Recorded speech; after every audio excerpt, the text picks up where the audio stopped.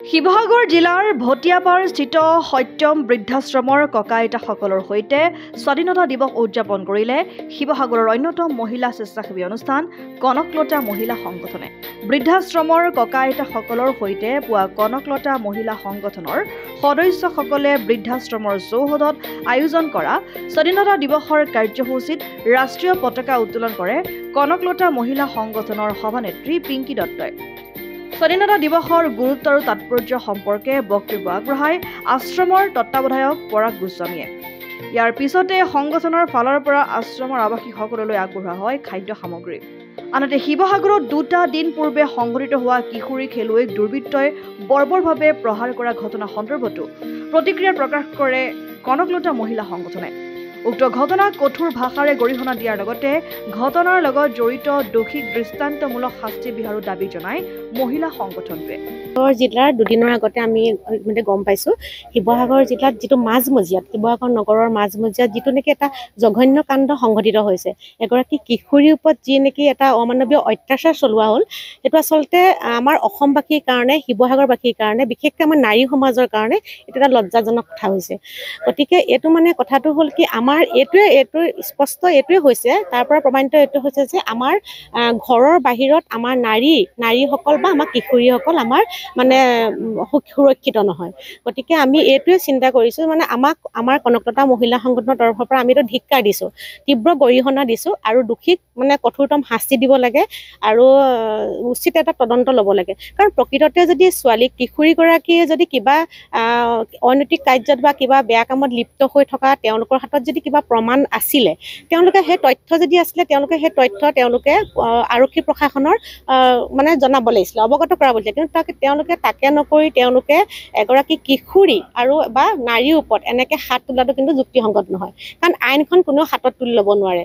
গতিকে আমি এইটোৱে বিচাৰিছোঁ, আমাৰ কনকলতা মহিলা সংগঠনৰ পৰা আমি এইটোৱে বিচাৰিছোঁ যে দোষীক কঠোৰতম শাস্তি দিব লাগে আৰু ইয়াৰ এটা উচিত তদন্ত হ'ব লাগে আৰু অনাগত দিনত ভৱিষ্যতৰ যাতে আমাৰ নাৰী সমাজৰ আমাৰ যিকোনো নাৰী হওক বা যিকোনো কিশোৰীৰ ওপৰত এনেকৈ অমানৱীয় অত্যাচাৰ কৰিবলৈ যাতে কোনেও সাহস কৰিব নোৱাৰে।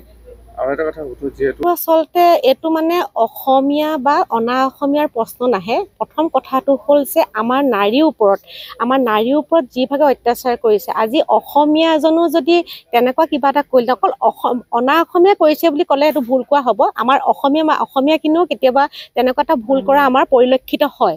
গতিকে এই বস্তুটো অকল অনা অসমীয়া বা যিকোনো কথা তাৰ মাজত আমি টানি অনাটো এইটো কাৰণে বিচৰা নাই, কাৰণ আমি এইটোৱে বিচাৰিছোঁ যোনে নহওক, অসমীয়া হওক অনা অসমীয়া বা যিয়ে নহওক, কিন্তু এনেকুৱা এটা কাৰ্য যিটো নেকি এটা জঘন্য কাণ্ড সংঘটিত কৰিছে বা এনেকুৱা এগৰাকী কিশোৰীৰ ওপৰত বা নাৰীৰ ওপৰত যিটো নেকি অমানৱীয় অত্যাচাৰ চলিছে, এইটো অসমীয়া হওক অনা অসমীয়াক এইটো আমাৰ প্ৰশ্ন নাহে। মুঠতে যোনে নহওক দোষীক শাস্তি পাব লাগে। এইটো ইয়াত অসমীয়া আইনখন চবৰ কাৰণে একেই।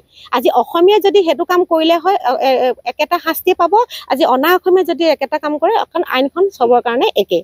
গতিকে আমি সেইটোৱে বিচাৰিছোঁ, ইয়াত আচলতে অসমীয়া অনা অসমীয়া প্ৰশ্ন নাহে, যি দোষী যোনে নহওক শাস্তি পাবই। শিৱসাগৰৰ পৰা ছৈয়দ মুস্তাকুৰ ৰহমানৰ ৰিপৰ্ট, অসম আদিত্য। NKS হুণ্ডাইলৈ স্বাগতম। নৰ্থ ইষ্টৰ প্ৰথম GDSI 2.0 ফিচাৰ্ছ ডিলাৰ হৈছে NKS হুণ্ডাই। অত্যাধুনিক সা সুবিধাৰে তৈয়াৰী মষ্ট আপডেটেড হুণ্ডাই ডিলাৰ এতিয়া ডিব্ৰুগড়ত। আমাৰ NKS হুণ্ডাই ডিলাৰত open sales consulted room, customer ৰুমৰ লগতে পুৰণি গাড়ীৰ এক্সচেঞ্জ ফেচিলিটিও ৰখা হৈছে। ইয়াত চেলছৰ লগতে ছাৰ্ভিচ ছেক্টৰৰ সুন্দৰ সুবিধা আছে। প্ৰয়োজনীয় সকলো এডভান্স টুলছ, হুইল বেলেন্সিং, এলাইনমেণ্টৰ অত্যাধুনিক machine, post hydraulic lift, fully ট্ৰেইনমেণ্ট পাৱাৰৰ লগতে nitrogen gas filling facility, fully automatic car washer ফেচিলিটিও আছে। লগতে NKS হুণ্ডাই ডিলাৰে কাষ্টমাৰসকলৰ সুবিধাৰ্থে মোবাইল ছাৰ্ভিচ ভেনৰো ব্যৱস্থা ৰাখিছে, য'ত হাইড্ৰলিক লিফ্ট, ৱাশ্বিং facility, wheel balancing, tyre pressure check কৰাৰ লগতে বহুখিনি সুবিধাই উপলব্ধ আছে।